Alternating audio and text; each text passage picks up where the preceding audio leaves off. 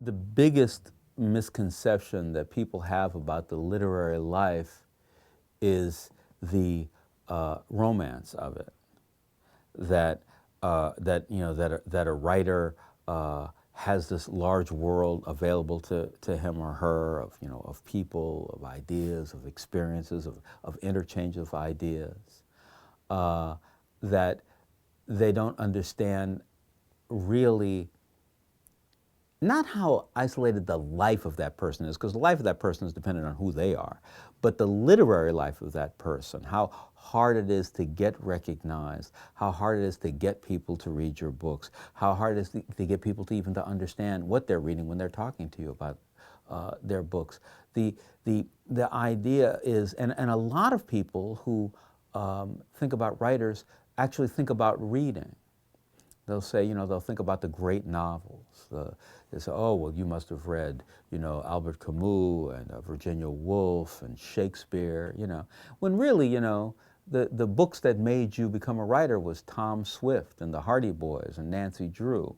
That the love of writing comes at a very early age. Like for me, for instance, comic books so affected me. And a lot of people who come up to me and start talking about writing, when I start talking to them about the Fantastic Four, they look at me aghast. They say, the Fantastic Four, that's not literature. I said, yeah, but it was when I was 11 years old. This was literature. This was telling me what life was about. This is how I kind of entered life through fiction. And I think that that's a big I always tell people, I say, well, if a young girl read Beloved as her first novel, she'd have to kill either herself or her mother, because in Beloved, you have a mother killing their children. This is not something a child would accept very easily, and would never understand. And so Nancy Drew is much more suited for a 8, 9, 10-year-old girl.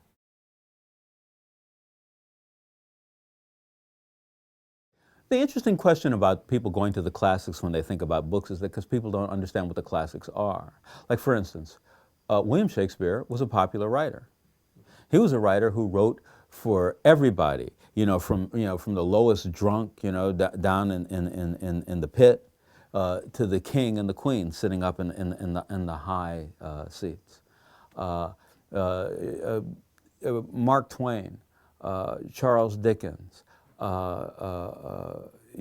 Victor Hugo. I mean, all of these people, they're popular writers. They're writing to the broadest range of people. Later on, those writings became codified and put, said, this is great literature. Well, yeah, it's great literature, but it was popular literature when it was written.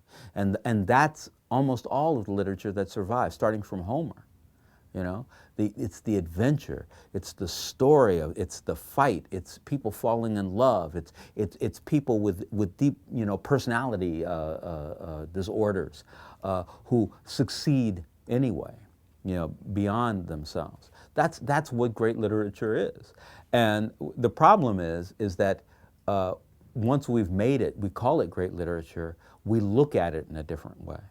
And so when that literature exists today, and all great popular literature today, one day will be seen as great literature and will no longer be seen as popular literature. So, it's just a problem. The thing is, writers have to remember that. Writers have to remember this is my job. My job is writing for people to enjoy, and then writing about a broader and a deeper world.